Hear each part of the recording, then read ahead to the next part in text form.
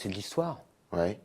qui a compté, mais c'est de l'histoire. C'est lui qui vous a influencé dans vos choix politiques ou Non, non? moi, pour tout dire, j'aime les grands personnages politiques. J'aime Ouais. lire leur vie, mais je suis pas très suiviste de bonhomme. D'accord. J'ai Vous l'avez connu?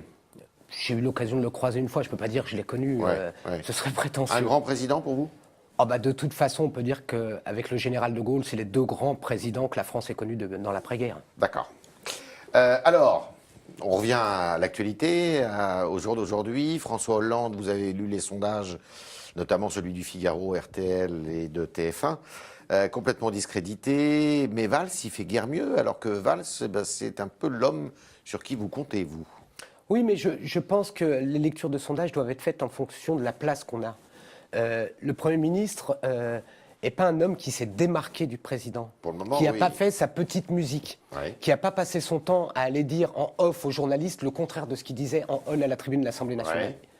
Ouais. Il est loyal, donc Ouais. il paye le prix de la loyauté. Oui, mais on sent quand même ici ou là que dans les discours, le week-end dernier notamment, il appelle au rassemblement, il tend la main à Arnaud, Oui, oui, à mais parce qu'il y a Emmanuel, une chose qui est en train de changer. C'est que c'est une chose, la loyauté institutionnelle, Oui. c'en est une autre, si vous voulez, de détruire la gauche, de ne pas regarder la situation dans laquelle elle est, et de grosso modo tourner le dos à une nouvelle génération. Qu'est-ce qui détruit la gauche? François Hollande?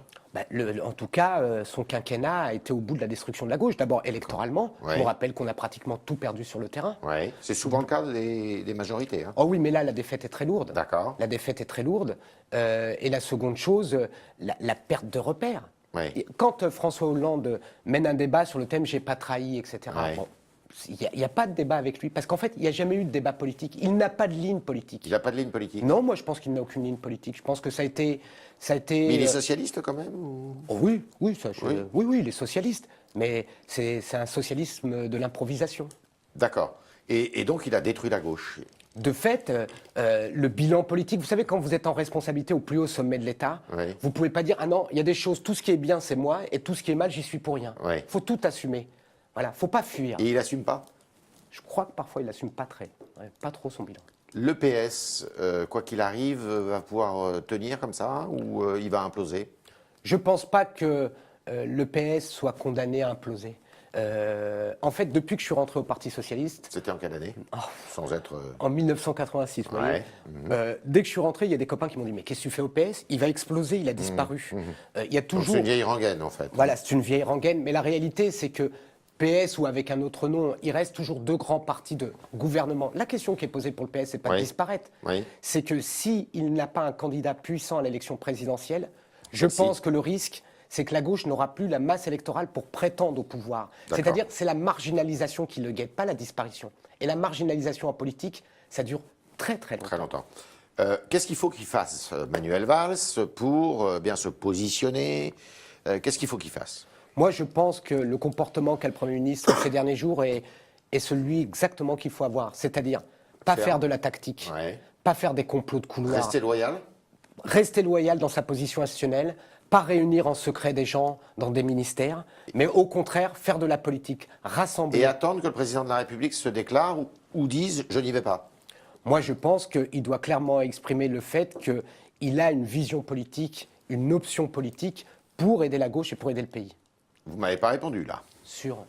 Et il faut qu'il attende que le président de la République, début décembre, dise « j'y vais ou j'y vais pas ». On a le temps, bien sûr. D'accord. C'est quoi alors la politique de Valls? Parce que clair, loyal, c'est quoi? Qu'est-ce qui doit... quelle est la politique qui doit être conduite? La première chose, le premier élément qui, je crois, aux yeux de l'opinion publique, Oui. qualifie le Premier ministre, c'est quoi? Son sens de l'État, de l'autorité, Oui, ses positions sur la République et la laïcité, oui. et une vision, je dirais, moderne de ce que peut être la gauche dans la mondialisation. Sur le plan économique. Sur le plan économique et C'est social. quoi? C'est du social-libéralisme? Chacun va y donner un nom, Ouais. mais l'idée, elle est de trouver un équilibre entre avoir un pays qui retrouve de la prospérité et en même temps protéger. Les Français ne peuvent pas choisir entre protection et aventure. D'accord. Ils doivent trouver un équilibre où le pays retrouve de la dynamique, mais où en même temps, on ne sacrifie pas les plus faibles des Français sur l'autel de la croissance. Mais vous êtes d'accord pour dire qu'il faut plus travailler, il faut peut-être avoir moins d'impôts, une protection sociale plus détaillée et moins dispendieuse? Je pense qu'il faut surtout résorber ce qui est le problème maintenant structurel de la France, Oui. d'avoir des millions de gens sans emploi hors du marché du travail. chômage. Je pense qu'on doit trouver des recettes modernes pour, en particulier dans le secteur des PME et des Ouais. TPE, Oui. prendre un risque, Oui. trouver une initiative extrêmement innovante Oui. pour absorber les chômeurs, les remettre dans l'emploi. Pourquoi? Parce Qu'il que soit toutes autre chose les que des économies, emplois aidés, donc. toutes Ouais. les économies qu'on pourrait faire en redonnant du travail aux gens, ben, nous permettraient à ce moment-là de financer de la protection sociale D'accord. et de s'occuper Pour des les très plus très faibles. faibles. Voilà. D'accord. Vous ne croyez pas du tout à une hypothèse royale ou Taubira pour cette présidentielle? Non, je ne crois Non. pas. Emmanuel Macron, finalement, si on regarde bien ses idées, même s'il ne les a pas encore tout à fait dévoilées, il n'est pas très loin, Manuel Valls. Il ne pourrait pas être cet homme-là, alors que dans les sondages, eh ben, il est assez étonnant, parce qu'il ne dit pas grand-chose, mais il se maintient, il est très supérieur à Valls. Moi, écoutez, j'observe Emmanuel Macron, qui est quelqu'un qui a du talent, hein, Oui. personne ne le conteste, mais il n'a jamais fait une élection cantonale ou municipale. Oui. Il n'a jamais participé à une réunion politique de haut niveau. Oui. Il n'a jamais eu de responsabilité, hormis au ministère de l'économie régalienne, autour de la sécurité et de la défense de la France. Oui. Ce qui est déjà une faiblesse, parce que, bon, il y a un moment, c'est bien la jeunesse, mais il faut quand même avoir un peu d'expérience Oui. pour voir le monde. Et puis surtout, ce qui m'a frappé dans ses premiers pas, c'est vachement old school, sa campagne. Oui. Le côté, on dirait des fois, j'ai l'impression qu'il fait la tournée des supermarchés pour vendre des produits avec son micro-cravate, Ah, d'accord. avec très peu d'idées. C'est plutôt Jean-Pierre Foucault que Kennedy. Oui, ouais, c'est pas vraiment Kennedy. Je trouve quand même que pour beaucoup de gens, il est très décevant dans sa conception de la politique. Voilà, c'est pas un conseil d'administration la France. Hein. Le gouvernement, Oui. la France, c'est pas une entreprise. Donc c'est quelqu'un avec qui je confierais vraiment mon argent, Oui. en toute sincérité, mais Oui. pas mon pays. D'accord. Donc, c'est pas un rival pour vous, pour Manuel Valls? Non, je pense pas. D'accord. Le Parti socialiste ne peut pas se fracturer et une partie d'entre lui ne peut pas aller vers Macron. Pour être sincère, si le président de la République avait la tentation de passer en force contre la gauche, Oui. d'annoncer une candidature envers et contre tous, Oui. à ce moment-là, il pourrait créer un cataclysme à gauche. D'accord. C'est-à-dire que si François Hollande y va, eh bien Macron pourrait être la solution de ce. Peut-être pas que Macron, peut-être que beaucoup d'autres candidats pourraient décider d'y aller de leur côté. Parce que soyons sincères, Oui. quand bien même François Hollande déciderait de forcer la main à la gauche, s'il passe par la case primaire, il sera battu en tout état de sera cause. battu. De toute manière, les chemins sont fermés Et vous, pour entre François Hollande. Montebourg et Macron, vous choisissez qui? Écoutez, avant de parler de l'hypothèse d'après-demain, essayons de créer une hypothèse positive. Pour l'instant, Manuel Valls me semble être, non pas pour des raisons idéologiques, hein, Oui. j'ai peut-être sur certaines questions des désaccords avec lui, mais pour moi, il n'y a qu'une question. L'intérêt de la France, Oui. dans un pays qui est en guerre, dans un Oui. pays qui est attaqué par les terroristes, Oui. dans un pays qui doit se redresser et être costaud. D'accord. Donc c'est mon choix. Bon. Est-ce que la gauche peut néanmoins être présente au deuxième tour de l'élection présidentielle? Je crois, oui. Je pense, Vous y croyez encore, ça? Oui, non seulement j'y crois encore, mais je vais même m'adresser, je dirais, aux candidats de droite et aux électeurs de droite. Oui. Je pense que notre pays a besoin d'une élection présidentielle avec des vrais choix politiques compte tenu du contexte dans lequel on est et pas qu'économique. Oui. Il faut donc un vrai débat droite-gauche. Si Manuel Valls représentait la gauche, Ouais. je pense qu'on aurait une nouvelle polarisation et on pourrait écarter Madame Le Pen du second tour de l'élection présidentielle. Ouais. On pourrait avoir un second tour entre la droite et la gauche, ce qui serait le meilleur débat démocratique, le meilleur débat politique et le meilleur moyen de trancher un certain nombre de grandes questions. D'accord. Vous suivez un peu la primaire de la droite? Oui, bien sûr. Et d'après vous, qu'est-ce qui va sortir du chapeau? Peut-être pas ce que les sondages annoncent. D'accord. Vous pensez que Nicolas Sarkozy Je crois a qu'il encore garde une chance? Je crois qu'il garde une grande chance, ouais. C'est mon Oui. sentiment. J'ai le sentiment qu'il y a une confusion entre l'opinion Oui. et les dynamiques militantes. D'accord. Je crois pas. Par exemple, je vois pas des gens de gauche, si vous voulez, aller Aller signer signer. une charte en disant qu'ils sont de droite. Je veux dire, il y en a toujours quelques petits malins pour jouer avec ça, mais globalement, les citoyens se comportent très très bien dans ces primaires, et je crois quand même que c'est le plus légitime dans son camp et par rapport je dirais, aux aspirations de son camp qui risque de l'emporter. Maintenant, D'accord. la compétition reste ouverte. C'est la même droite, Juppé et Sarko? Non, Vas-y. j'ai l'impression que on retrouve finalement un débat très traditionnel à droite. On aurait presque l'impression de retourner au bon vieux temps de Ouais. l'UDF et du RPR, Ouais. de Giscard et de Chirac. D'accord. C'est toujours les mêmes Il y a un questions. centriste et une droite gaulienne. Non, c'est pas tellement. Je pense pas que Juppé soit un centriste. Je pense qu'il représente plutôt, je dirais, une droite économiquement très libérale par rapport à une droite beaucoup plus populaire. Qui est celle de Sarkozy. Qui est celle de Sarkozy. D'accord. La colère des policiers, ils sont très en colère. Ça fait maintenant une semaine qu'ils défilent régulièrement dans les rues. Ils doivent être reçus par le président de la République cet après-midi. Elle est justifiée? Bien sûr qu'elle est justifiée. Elle n'est pas téléguidée, comme on l'a entendu? Vous savez, il y a toujours des gens, des forces militantes, des gens qui essayent d'exploiter. Il y a même des vautours des mouvements sociaux. Je veux dire, quand je vois le tweet de Marine Le Pen rendant hommage aux policiers dès le premier soir, prétextant, pensant manipuler ce mouvement, tout ça est à côté. Je pense qu'il y a une situation sur le terrain de violence qui est devenue telle avec la surcharge du travail qui est donnée par l'état d'urgence. Donc les policiers protègent la France. La France doit protéger les policiers. D'accord. Vous avez rendu un rapport qui a fait grand bruit. Vous êtes même venu en parler ici sur les quartiers dans lesquels l'État doit reprendre la main, vous le dites comme ça, au moins provisoirement, pour tout remettre en place, pour recréer de l'autorité. On en est où de ça? Le fait divers de Grigny, il n'y a pas longtemps, de la Grande Borne, vous donne complètement raison, non? Je pense, mais il faut bien comprendre une chose. Personne ne vous a écouté, finalement. Avant même maintenant de mener une politique qui permette aux banlieues de s'en sortir, il y a une urgence. C'est de mener une bataille contre les racailles, contre ceux qui ont imposé une violence et qui empêchent toute avancée dans ces quartiers-là. À cause de ces gens-là, il n'y a plus d'associations, il n'y a plus de mouvements sociaux, il n'y a plus d'associations de parents d'élèves. Ces gens-là terrorisent les habitants de ces quartiers-là. Il n'y a plus d'interlocuteurs. Il y a donc la première urgence, c'est de rétablir le droit à la liberté, à la sécurité pour les gens là-bas, pour qu'ils puissent s'exprimer, participer à la vie citoyenne. Il y a une urgence. Seul l'État peut le faire, ça? Seul l'État peut le faire. Je crois même qu'on a constaté une chose. Avec la décentralisation, on trouve soit des élus locaux qui sont débordés par ce niveau de violence, soit parfois qui s'en accommodent ou qui ferment les yeux pour des raisons électorales. Donc, moi, je plaide pour que la République revienne sur le terrain, que la République quitte les hautes sphères et revienne au bas niveau de la France. Est-ce que Manuel Valls est d'accord avec vous là-dessus? À 100%. Et pourquoi il ne le fait pas? Parce qu'aujourd'hui, il est Premier ministre. Et le Premier ministre, si vous voulez, s'il est loyal, ce n'est pas lui qui décide. Il a son point de vue, il peut dialoguer, il peut influencer, mais en dernière analyse, c'est le Président de la République qui décide. En situation de Président de la République, c'est une des priorités qu'il doit engager? Oui. Je crois que la priorité de la France, c'est sa protection face au terrorisme, sa protection interne pour retrouver de l'homogénéité, parce que la France est un pays très politique. C'est pas un pays qu'on achète simplement avec des chiffres économiques. Le problème des Français, bien sûr, il y a le chômage, bien sûr, il y a les impôts, mais en numéro un, il y a comment ce pays qui a beaucoup de différences reforme un bloc. La seule force de la France, c'est son unité. C'est donc une condition cruciale pour trouver un rebond pour notre pays. Dernière question, vous serez candidat à votre réélection législative en 2017? Je pense, oui. Je pense que la période qui vient sera intéressante. Dans la même circonscription? Oui. Je vais éviter d'aller me balader à travers la France, quand même. C'était le talk de Malek Bouti qui nous a dit bien que François Hollande avait détruit la gauche et il nous a dit qu'il n'avait pas de ligne politique. C'était un peu un socialisme d'improvisation. Nous allons passer maintenant aux questions, à vos questions avec Mathilde Sirot. Bonjour. Bonjour Yves. Beaucoup de questions, j'imagine. Bonjour Malek Bouti. Oui, Bonjour. beaucoup de réactions d'internautes qui, certains vous saluent parce qu'ils disent enfin un socialiste sans langue de bois. D'autres, au contraire, disent non, pas Malek Bouti.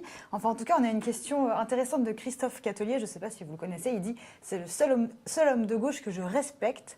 Est-ce que vous pourriez être le ministre des banlieues d'Alain Juppé, si celui-ci est élu président de la République? Je pense pas. Je pense pas parce que moi, je suis cohérent, je suis un démocrate. Si on perd les élections, on doit accepter la défaite. Tout n'est pas bon pour exercer. Et puis c'est une cohérence, une politique. Vous ne venez pas en disant je vais m'occuper de mon petit secteur, et puis le reste, je ne suis pas d'accord. Mais je pense que quand vous avez perdu, vous avez perdu. Si les électeurs ne vous ont pas donné confiance, c'est peut-être injuste, c'est peut-être tout ce qu'on veut, mais il faut respecter le choix d'abord du peuple. D'abord du peuple. Donc si Alain Juppé est élu, il n'y aura pas de grande coalition qui pourra aller jusqu'à l'aile droite de la gauche, on va dire. Il trouvera peut-être des gens qui sont intéressés par cette tentation. Pourtant, il y a Grégory Laville qui dit « Malek, tu as un discours de droite ». C'est intéressant parce que j'ai beaucoup de débats avec les gens, les électeurs de droite, dans la rue, quand je les croise. Ce que je crois, c'est que les temps sont en train de changer. Je pense que la gauche, aujourd'hui, si elle se mettait vraiment au travail sur les questions, par exemple, de sécurité, est aujourd'hui pour être plus compétente que la droite. Parce qu'elle pourrait développer un discours, on voit bien le niveau de violence qu'a atteint notre société, demande une réponse à deux données. de répression, c'est clair, il faut de la répression, mais il faut aussi prendre en étau. Il y a une dimension politique à cette violence qui demande un surplus. Que la droite n'a pas. Je trouve que la droite a fait la même erreur que nous. Elle n'a pas profité de son passage dans l'opposition pour travailler. Elle s'est trop bagarrée, elle a trop attendu la dernière minute et elle revient sans trop de nouvelles idées. Moi, ça me frappe assez qu'il y a un débat avec des personnalités très dynamiques, mais sur le fond, on pourrait dire rien de nouveau à droite quand même. Malek Bouti, vous voulez un vrai clivage droite-gauche, notamment pour la campagne présidentielle. Il y a un de nos internautes qui vous demande, Malek Bouti, vous, quelle est votre définition du socialisme ? Pour moi, je pense que je n'ai pas envie de réécrire ou je n'attends pas un nouveau livre du socialisme. Je pense qu'il y a une période historique qui est passée, qui a été celle de la révolution industrielle. C'est quoi les fondamentaux, les valeurs du socialisme pour vous ? Pour moi, les valeurs fondamentales, c'est toujours d'essayer de créer un jeu à somme gagnante dans la société. C'est-à-dire ne pas être contre l'argent, contre l'enrichissement, mais être pour la défense des plus faibles, pour défendre un certain nombre de valeurs. On ne peut pas définir, quand on est de gauche, contre. Je trouve que dans le discours politique aujourd'hui, les gens se définissent contre l'opposition, contre telle mesure, mais ils ne disent jamais pourquoi ils sont. Moi, je suis démocrate, républicain, et pour un pays qui a un équilibre. Sincèrement, je crois que c'est un point de vue dominant en France. La plupart des gens en France n'adhèrent pas à une vision très libérale de leur société, mais en même temps, ils ne veulent pas être corsetés par une administration et un État trop fort. Il y a quelque chose, il y a une subtilité à trouver. On peut la trouver chez certaines personnes de droite aussi. En tout cas, pour moi, c'est ce qui doit être la vision de ce qui est quelqu'un de gauche au XXIe siècle. Oui, il y a encore Jennifer Rousseau là, qui dit, et on l'entend beaucoup ça, j'aimerais avoir votre réaction, il n'y a que le FN qui fera changer les choses. Oui, il y a... C'est la tentation du vote FN, hein, je veux dire. Bien sûr, mais je pense que la tentation du vote FN est une tentation par défaut. Je veux dire, qui connaît le programme du Front National ? Quel est son programme ? Elle n'a rien. Il faut le dire aux Français, si le Front National était aux responsabilités, mais qui va décider ? Poutine qui les finance ? Vous exagérez un peu, là. Oui. La vérité, c'est qu'il n'y a que les banques russes qui financent le Front National. C'est quand même un problème, excusez-moi. Ils ont des adhésions aussi par leurs adhérents. Oui, des adhésions. J'ai été dans le milieu militant, je connais le coût des adhérents et des timbres des adhérents. Ouais. La réalité, c'est qu'il y a d'abord un problème de souveraineté qui est posé. Ouais. La seconde chose, une improvisation. Est-ce qu'elle va quitter l'Europe ? Est-ce qu'elle va faire comme les Britanniques ? Regardez la situation dans laquelle sont les Britanniques. Ouais. Je veux dire... Le Front National n'est pas une formation politique, c'est une marque détenue par une famille. Ils n'ont pas su évoluer, et même si elle a fait un gros travail d'image, Marine Le Pen n'a pas fait un gros travail politique. Pour vous, c'est le même Front National, le père et la fille ? Non, c'est pas le même. Non. Les choses ont évolué. Elle est peut-être moins putschiste que son père, pour être honnête, mais je trouve que sur le coup, elle est passée dans un inverse, c'est-à-dire elle est très superficielle, très dans la communication, très dans la petite phrase et très dans ce que vous avez envie d'entendre. En fait, je pense que Marine Le Pen a un discours en fonction de chaque interlocuteur qu'elle croise. Malek Bouti, vous parlez beaucoup de la sécurité, des banlieues. Lionel Papéo vous pose la question, est-ce que vous auriez aimé être ministre de l'Intérieur ? Est-ce que vous aimeriez aussi dans le futur être à Beauvau ? Je ne vois pas pourquoi je ne pourrais pas être ministre de l'Intérieur. Pour une fois, ça change. Je suis même honoré qu'on pense ça de moi. Pour une fois, qu'on ne me dit pas est-ce que tu ne serais pas ministre des banlieues et des cages à poules ? Je pense que je suis un dirigeant politique comme d'autres, pas plus brillant, mais pas plus mauvais que les autres et que je pourrais aspirer à différentes choses. Mais je crois aujourd'hui qu'il faut réfléchir à une chose. Est-ce que c'est dans les ministères qu'on peut agir dans l'urgence ? Je ne crois pas. On doit garder les ministères, mais on doit inventer de nouveaux outils de gouvernance. Je pense aujourd'hui, par exemple, que pour régler le problème des territoires, banlieues comme zones rurales, il faut créer un établissement public où le privé serait associé à l'État et où on donnerait carte blanche à une sorte de monsieur banlieue ou monsieur zone rurale, que pendant 3 ans on lui foute la paix, qu'on arrête les réunions, qu'on arrête la... Ça, vous verrez bien dans ce poste-là. Oui. En fait, c'est la traduction de votre rapport. Moi, je suis quelqu'un qui aime avoir les mains dans le cambouis. En fait, je suis pas du tout fait pour prendre des petits déjeuners à 7h30 du matin avec des interlocuteurs ou aller inaugurer de beaux bâtiments. Il y a des gens qui savent très bien faire ça. Je n'ai aucune demande de reconnaissance institutionnelle. Je suis pas le mieux placé pour travailler sur un certain nombre de choses, mais j'ai du savoir-faire, j'ai un sens de l'humain et de la manière dont on doit redonner confiance. Et l'objet numéro 1 pour moi, c'est de recréer une nouvelle génération de patriotes, une nouvelle génération qui a envie de défendre son pays, de l'enrichir. Voilà. Quand vous dites privé et public, c'est qui le privé ? Je pense qu'aujourd'hui, les secteurs économiques, en particulier dans la nouvelle économie, seraient intéressés parce que on a là un gâchis énorme. Il y a une population qui pourrait être amenée énormément en créativité. On le voit d'ailleurs dans beaucoup de secteurs. Donc, Et je pense qu'il faut briser cette opposition secteur privé, secteur public, sans retomber dans les modèles simplement de financement. Oui. Je pense qu'on a besoin de l'intelligence d'un certain nombre de patrons et de l'intelligence de grands gens de l'administration pour être très vif, très rapide, agir vite et trouver des résultats. Le problème de la politique aujourd'hui, c'est pas les idées. C'est qu'ils n'arrivent jamais à démontrer sur le terrain que ces idées ont un sens. Malek Bouty, vous êtes aussi un militant de longue date. Si c'est François Hollande finalement qui est le candidat pour la gauche en 2017, est-ce que vous serez derrière lui? Est-ce que vous serez mobilisé sur le terrain pour faire la campagne? Je l'ai exprimé. Je crois que moi, je mets en garde le président sur la tentation du passage en force. Passer en force, essayer d'imposer sa candidature, je pense que va nous amener à une décomposition. D'abord, il n'a aucune chance de gagner maintenant la primaire. Je veux dire, vous insultez pas un parti, vous insultez pas ses militants. Vous dites pas j'ai régné, c'est quasiment ce qu'il dit, sans aucun contre-pouvoir, je suis le plus fort, et tout d'un coup vous venez faire. Donc je pense que c'est extrêmement dangereux. Il est aujourd'hui face à une responsabilité, non pas celle de sa candidature, mais celle de laisser une chance aux nouvelles générations de gauche de retrouver un jour des responsabilités. S'il se présentait, ça serait une insulte au Parti socialiste? Non, je ne peux pas dire ça. Non. Je pense que ce serait une négation de la fonction qu'il a eue de premier secrétaire, de son engagement. Quelque part, c'est lui qui a écrit et qui était premier secrétaire quand on a fait la charte du Parti socialiste. Je lui demande juste de respecter cette charte, c'est-à-dire de respecter la gauche. D'accord. Vous soutenez Manuel Valls, il a lancé un appel au rassemblement de la gauche, à Arnaud Montebourg, à Benoît Hamon, à Emmanuel Macron. Tous refusent, ça ne fonctionne pas. Et à tous à gauche disent on n'est pas dupes, c'est lui qui a fait le 49-3, qui a refusé le débat. Comment ça peut marcher ce nouveau discours de rassemblement de la part de Manuel Valls? Alors, première chose, moi je pense que la pire chose pour Manuel Valls, ce serait de faire le renégat. Tout d'un coup de reconstruire l'histoire, de dire ben non, il a raison d'assumer le bilan, avec ses bons côtés, avec ses mauvais côtés. Et savoir qui était pour telle ou telle réforme, et est-ce que c'est vrai que c'est lui qui a poussé tout ça, c'est le secret du débat institutionnel, et il a bien raison. Je pense que ce n'est pas le moment, entre guillemets, de se travestir pour être candidat. Mais par contre, je pense qu'il Il se travestit en ce moment? Non, pas du tout, justement. Il reste lui-même. Simplement, je pense qu'il est en train de changer. Il est en train de changer. Ce n'est plus le Manuel Valls d'il y a quelques années. Il est devenu un homme d'État. Et aujourd'hui, sa responsabilité, c'est de justement ouvrir les bras et de rassembler. Et quand on dit que pour l'instant, ça ne marche pas, soyez patients. C'est un début de stratégie qui s'amorce, c'est ça? Mais non, parce que pour tous les autres candidats, quel est le sens d'une candidature de François Hollande? Quand bien même il gagnerait une primaire, c'est une victoire à la Pyrrhus. Ce serait pour être défait et être humilié aux élections présidentielles. L'intérêt de toute la gauche, c'est d'avoir un vrai débat politique et un vrai débat de rassemblement. C'est pas de se mettre d'accord sur tout, mais de se mettre d'accord sur une chose. On doit avoir un avenir et on doit protéger notre pays et on doit protéger notre identité politique. Dernière question, Mathilde. En tout cas, est-ce que Manuel Valls en a l'envie? Parce que c'est aussi un sujet parmi les socialistes. Beaucoup disent personne n'a envie d'aller au sacrifice. C'est pas vrai. D'aller au casse-pipe, en fait. Ouais. Non, je crois qu'il n'a pas du tout envie d'aller au 15-pipe. Et je le dis vraiment en toute sincérité. Je sais que parfois, je professe des expressions, on me dit « mais non, mais il exagère ». Mais je crois que si Manuel Valls arrivait à être le candidat de la gauche, on serait au second tour. Je ne dis pas qu'on l'emporterait, mais il changerait considérablement la donne électorale. Une dernière question, parce qu'elle est importante, mais bon, par oui ou par non. Je ne sais plus qui nous demande, est-ce que Malek Bouty est pour la légalisation du cannabis?